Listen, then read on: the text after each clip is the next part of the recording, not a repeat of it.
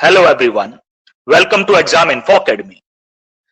कल वीडियो के माध्यम से हमने आपको सूचित किया था कि असिस्टेंट प्रोफेसर के 745 पदों पर उत्तर प्रदेश में भर्ती की तैयारी चल रही है। ये भर्ती राजकीय डिग्री कॉलेजों में होनी। इसी को लेकर भी ये आज की जो खबर है ये उसी से जुड़ी है। ये खबर क्या है? असिस्टेंट प्रोफेसर की सीधी भर्ती पर उठे सवाल, लिखित परीक्षा से भर्ती के लिए अड़े प्रतियोगी छात्र।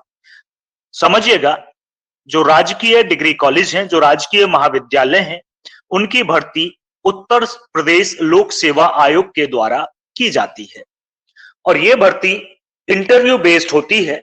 ऐसा नहीं है कि इसमें एग्जाम नहीं होता, एग्जाम तो होता है, लेकिन वो स्क्रीनिंग एग्जाम है, मतलब वो केवल शॉर्ट लिस्ट करने के लिए होता है।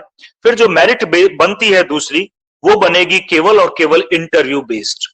तो ये लिखित परीक्षा जो है इसकी, वो केवल स्क्रीन आउट करने के लिए है कैंडिडेट्स को।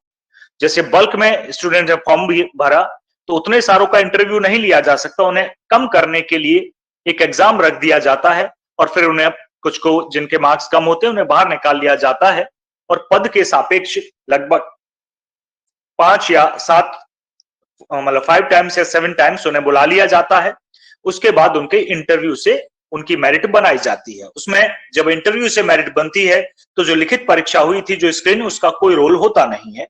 मेरिट जो बनेगी वो इंटरव्यू। तो इसे हम बोलते हैं सीधी भर्ती के माध्यम से, मतलब सीधे बिना लिखित परीक्षा के एक तरह से भर्ती करना। तो इसी के विरोध में अब प्रतियोगी छात्र आ गए हैं। इस पूरी खबर पर चलते हैं, हम आपको पूरी तरह से जानकारी देंगे।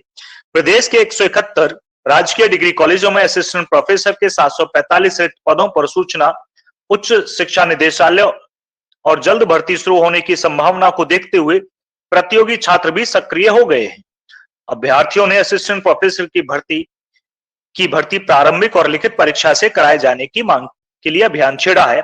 वर्तमान में राजकीय डिग्री कॉलेजों में स्क्रीन परीक्षा, जैसे हम बता रहे थे, और इंटरव्यू के आधार पर असिस्टेंट प्रोफेसर की भर्ती होती है।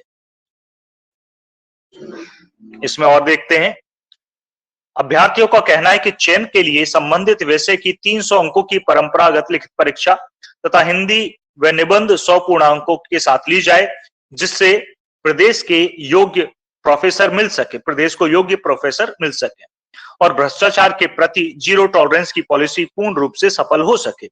अभ्यर्थियों का एक समूह मुख्यमंत्री, उप मुख्यमंत्री से लेकर उच्च शिक्षा मंत्री, उत्तर प्रदेश लोक सेवा आयोग के अध्यक्ष, अपर मुख्य सचिव, उच्च शिक्षा विभाग आदि को पत्र लिखकर परीक्षा कराने का अनुरोध कर रहे हैं।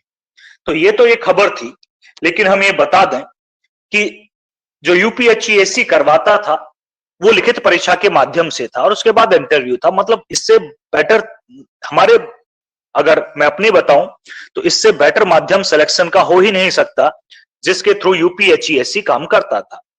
भाई 100 क्वेश्चंस थे, 200 मार्क्स के थे और 30 का इंटरव्यू था। तो इंटरव्यू भी था और वो कोई ज्यादा मायने भी नहीं रखता। अगर आपकी मेरिट अच्छी है तो सिलेक्शन होने की आपके ज्यादा उम्मीद हो जाती है। तो वहां ट्रांसपेरेंसी भी थी, लेकिन इसके बावजूद भी पिछली बार जब एग्जाम हुआ तो वहां भी भ्रष्टाचार के आरोप लगे, पेपर आउट होने के आरोप भी यूपीएससी पर लगे। ना कोई उसकी जांच करवाई गई, ना कुछ हुआ। तो ये कि इंटरव्यू में ट्रांसपेरेंसी नहीं होती, ये बात सही है। लिखित परीक्षा में ट्रांसपेरेंसी होती है, ये भी बात सही है। लेकिन लिखित परीक्षा के माध्यम और इंटरव्यू से करवाया जाए तो भी भ्रष्टाचार तो वहां भी लिप्त है, वो तो हर जगह ही होगा। बहरहाल प्रतियोगी छात्र अपनी बात पर अड़े हैं। अब देखो क्या होता है। वैसे अभी का इसका विज्ञापन नहीं आया है। कुछ छात्रों ने हमसे पूछा कि सर, गृह विज्ञान में कितनी वैकेंसीज होंगी, कॉमर्स में कितनी वैकेंसीज होंगी, या अन्य सब्जेक्ट में कितनी वैकेंसीज होंगी। तो ये कह पाना अभी बहुत मुश्किल होगा। ये तो हम जब विज्ञापन आ जाएगा तभी उसके बाद ही तो बता पाएंगे, उससे पहले कैसे पता चलेगा। लेकिन वैकेंसीज होंगी, सभी सब्जेक्ट की वैकेंसीज होंगी लगभग, क्योंकि पिछली बार इन महाविद्यालयों में कम भर्ती निकली थी, 128 पदों पर ही थी शायद। तो अब तो 745 है, तो काफी संख्या में है। तो तैयारी करिएगा इसकी। सब्जेक्ट वाइज स्क्रीन आउट तो होगा ही, स्क्रीनिंग परीक्षा तो होगी ही, उसमें सेलेक्ट हुए तो ही तो इंटरव्यू होगा। बेशक इंटरव्यू से मेरिट बने, लेकिन इंटरव्यू उसके बाद है, तो तैयारी करनी पड़ेगी। सिलेबस यूपीएससी के हिसाब से ही है, ज्यादा चेंजेस नहीं है। तो विज्ञापन आएगा तो आपका सिलेबस भी आपको मिलेगा। चलिए, कोई भी अपडेट हमें मिलती है इससे जुड़ी हुई तो हम आप तक सबसे पहले पहुंचाएंगे। चैनल को सब्सक्राइब कर लीजिएगा। धन्यवाद।